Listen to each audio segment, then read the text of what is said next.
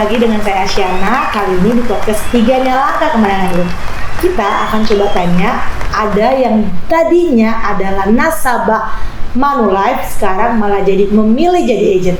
Nah, langsung aja kita kenalan ya dengan Kak Vina. Selamat siang Kak Vina.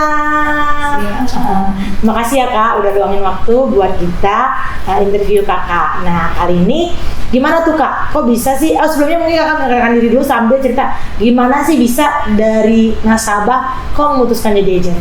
Saya dulunya bukan cuma nasabah ya, jadi saya dulu anti asuransi kalau bisa dibilang. Bahkan sebelumnya anti asuransi ya? Anti asuransi, karena saya pernah kecewa dengan adalah satu asuransi dan saya memutuskan untuk berhenti. Tapi sekarang saya menjadi agen asuransi. Nah, itu ada cerita di balik. Oh iya, seru nih, menarik nih, karena yang tadinya anti asuransi malah jadi agent asuransi, lebih keren lagi. Gimana tuh Kak ceritanya? Persisnya bulan Juni 2022, saya mengalami sebuah kejadian yang mengguncang lah ya, mengguncang keluarga kami, di mana suami saya yang adalah pencari nafkah, kebetulan saya ibu rumah tangga gitu. Jadi padahal sebelumnya kerja ya Kak ya? Sebelumnya saya Kakak employee ya? Bahkan udah sampai posisi direktur ya Kak ya? Iya, saya posisi pimpinan lah. Pimpinan lah ya? Tapi karena saya memilih untuk menjadi full day mom, saya berhenti. Full day mom ya? Ya, menjadi ibu rumah tangga murni. Di tahun ke-9 saya bekerja. Lalu saya hidup dengan hanya mengurus anak, suami, dan mengandalkan penghasilan dari suami. Satu-satunya pencari nafkah di rumah tangga kami. Wow. Justru pas jadi ibu rumah tangga, suami dipanggil Tuhan ya Kak? Betul. Nah itu mau membuat Kakak harus berpikir lagi, gimana tuh Kak? Ceritain. Iya, jadi itulah ya, bahwa pelajaran berharga terjadi juga buat keluarga kami. Suami saya tiba-tiba mengalami sesak nafas gitu. Sesak nafas, badannya nggak nyaman. Itu kira-kira hari Selasa bulan Juni, Selasa atau Rabu ya, bulan Juni 2022. Jam 2 pagi saya bawa ke rumah sakit. Beliau masih nyupir mobil sendiri ke rumah sakit karena tidak mau saya supirin gitu.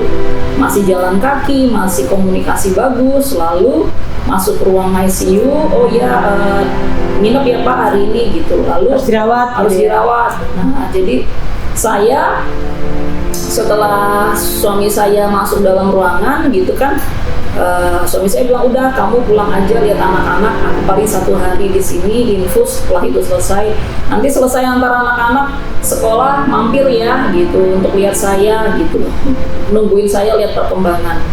Saya balik ke rumah, saya WA suami gitu ya.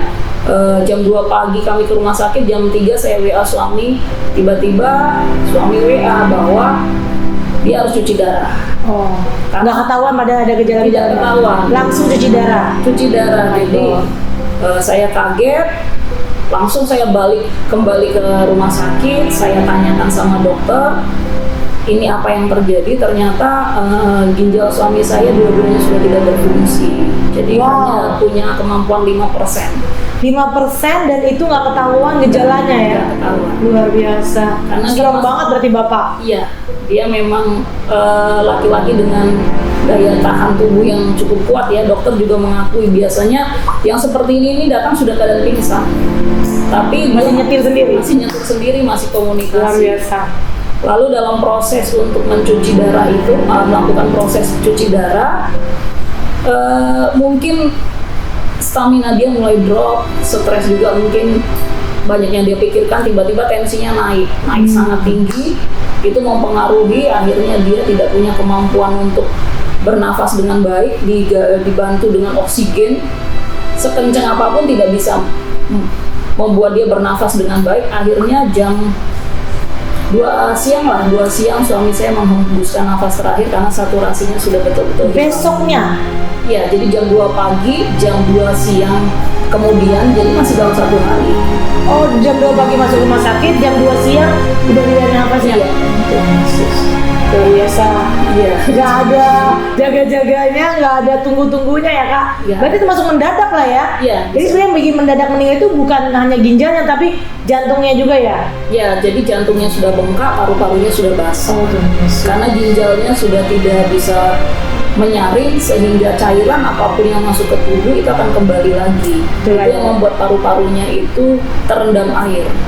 Inilah yang dibilang namanya resiko itu bisa terjadi kapan aja, tanpa tahu, tanpa gimana. Hari ini masuk rumah sakit, besoknya sudah tidak ada. Betul. Luar biasa Kak Vina.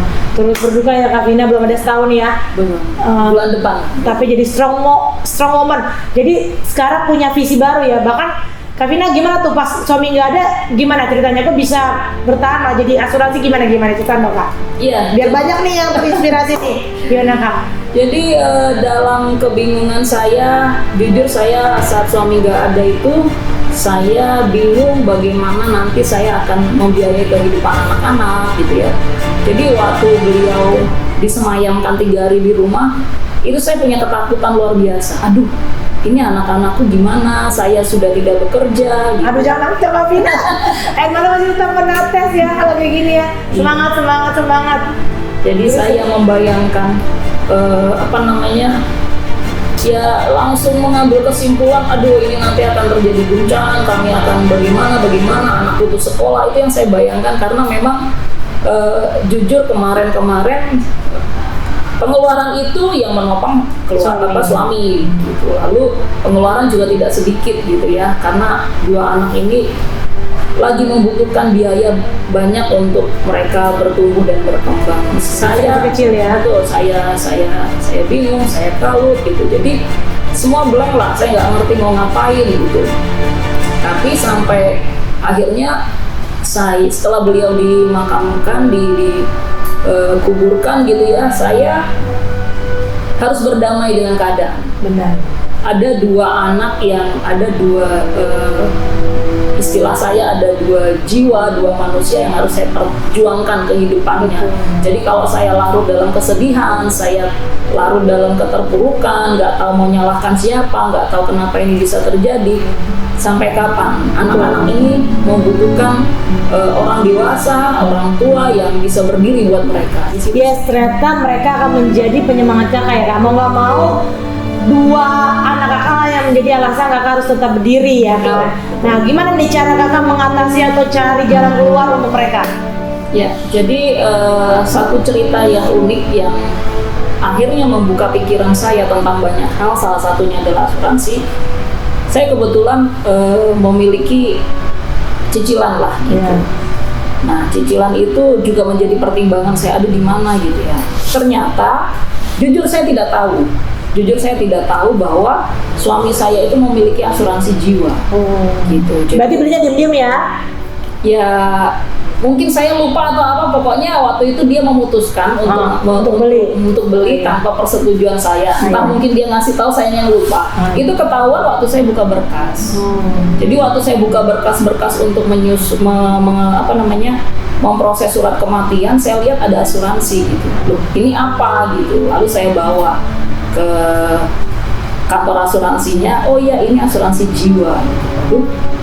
Jadi begitu saya proses, ternyata ya puji Tuhan gitu. Apa yang menjadi kekhawatiran, satu yang menjadi kekhawatiran saya tentang cicilan-cicilan yang sedang berjalan, puji Tuhan dengan asuransi jiwa yang ternyata diambil oleh suami saya, itu membereskan masalah. Nah ini teman-teman yang suka nyicil mungkin berpikiran, oh iya nanti gampang lah karena punya penghasilan ya kan.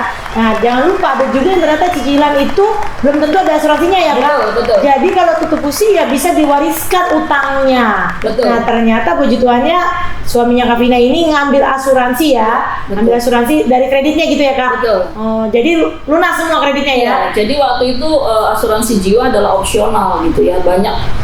Karena saya dulu juga tidak pernah mengambil asuransi jiwa, saya juga nggak pakai lah gitu ya, masih mikirnya nggak bakal pakai gitu, masih muda, nggak akan gimana gitu. Ternyata nggak. Oh ya maaf Kak, suami meninggal usia berapa Kak? 43. 43, Bapak Ibu itu udah pasti masih muda juga. Tapi ya itu resiko bisa terjadi di usia berapapun. Terus Kevin jadi ternyata bisa nih, dapat lah ya klaim asuransinya lah ya. Betul. Nah di situ Kakak, oh ternyata ada asuransi. Iya. Terus memutuskan jadi izin gimana Kak? Ya, jadi saya cerita sedikit. asuransi yang diambil suami saya nggak cuma satu gitu. Wah. Ternyata ada beberapa.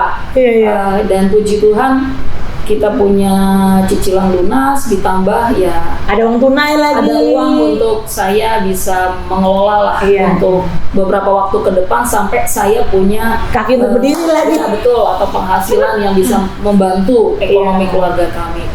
Namun kejadian itu membuka pikiran saya. Iya. Betapa saya dulu nggak suka asuransi, sekarang saya berterima kasih gitu. Iya. Terima kasih asuransi gitu. Terima kasih suami saya juga udah ngomong. Iya. Terima kasih suami Sudah memikirkan kami.